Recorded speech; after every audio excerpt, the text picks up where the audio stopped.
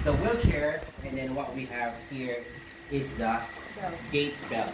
GAIT, as in gait belt or transfer belt. GAIT.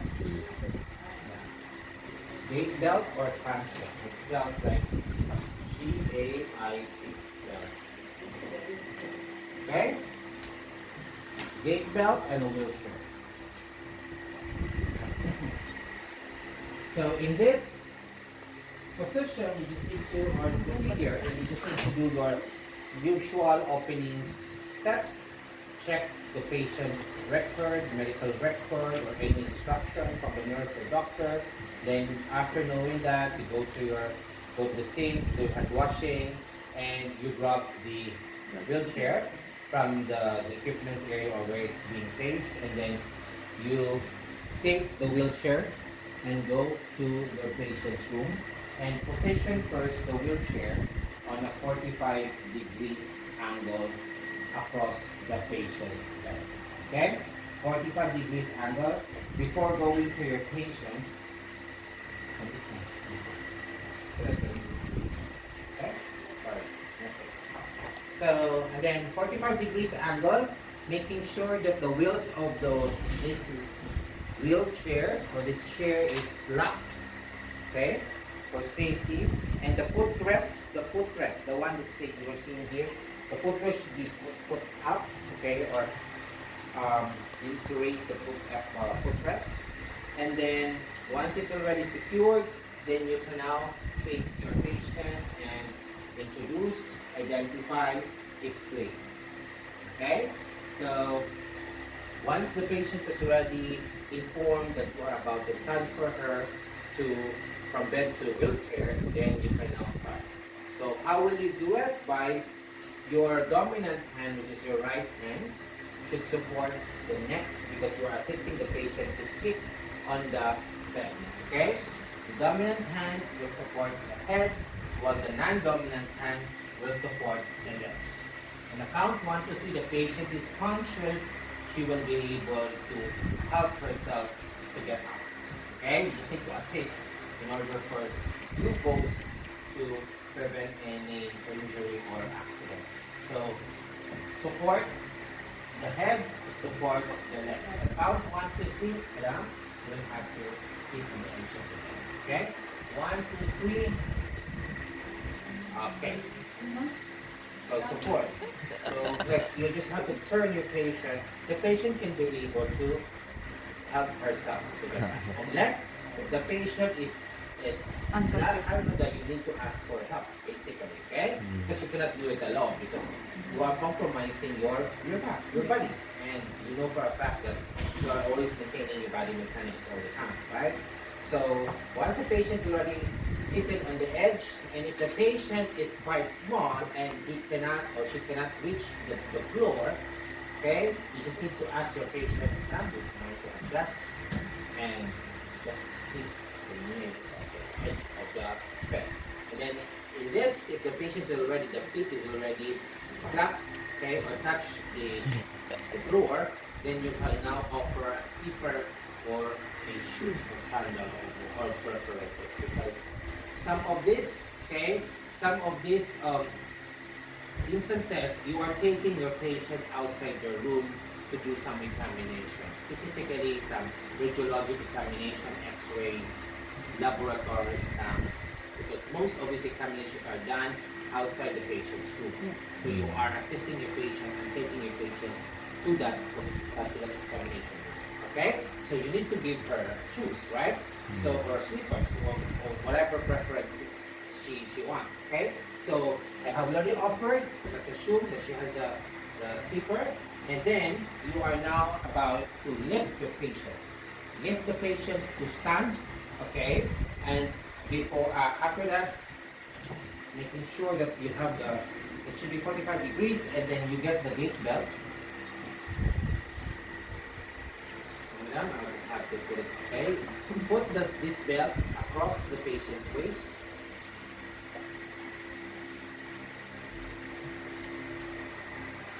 Make sure it's not too tight, not too loose. So the patient can still breathe.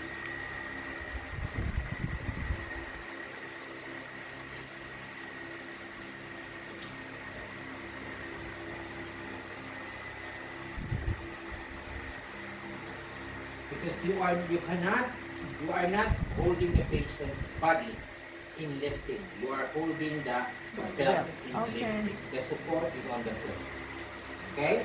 So how will you lift the patient? Make sure you just need to ask the patient down, would you mind to spread your legs a little apart, and then you need to have your base support. Your one leg, okay, should be stepped in between the patient's leg to have a support, a base support for your balance, right? And then you just ask them, okay, madam, would you mind to put your the arms, the hands of the patient On your shoulder. to your shoulder for support, and then your hands will be touching the belt. And I count 1, 2, 3, you instruct your patient to help herself to stand up. Okay? So, ma'am, let's stand up. Okay? 1, 2, 3. Okay. And count another 1, 2, 3. You will have to do your pivot, P-I-V-O-T, turn. Pivot turn towards the wheelchair. Okay? I'll count 1, 2, 3. Madam, let's have to. Okay? 1, 2, 3. Okay? And then sit. Okay? Basically, it should be like you need to move it. You need to move this bed to the side so that you have a space. Okay? Or you can move it there on your demonstration. Okay?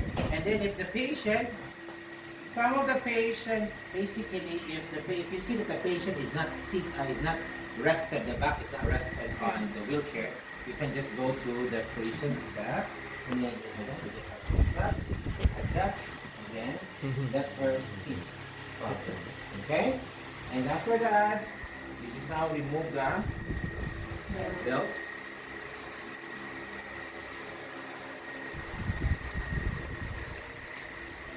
Remove the belt.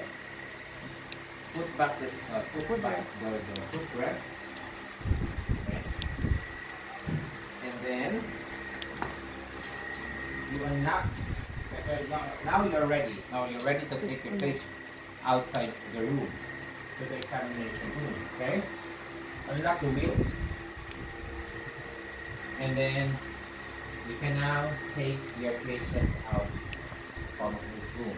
And then when you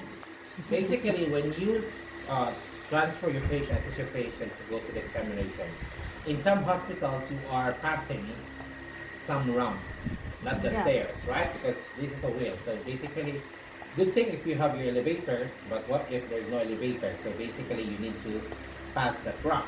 So if you are passing the ramp, guys, you just need make sure that do not position the wheelchair as if that you're facing your patient's back. You need to turn first your patient Going down.